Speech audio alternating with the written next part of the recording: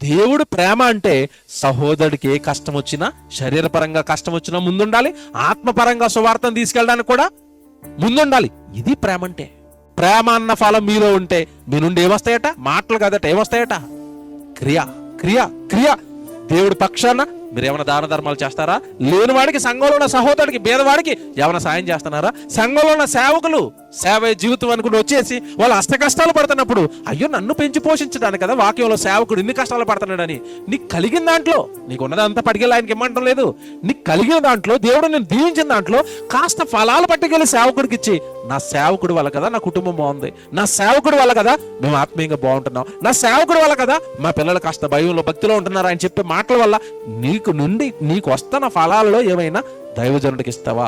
ఒక సహోదరుడికి ఇస్తావా? అలా ఇవ్వలేనప్పుడు నీలో ఏం లేదట? ప్రేమ లేదు.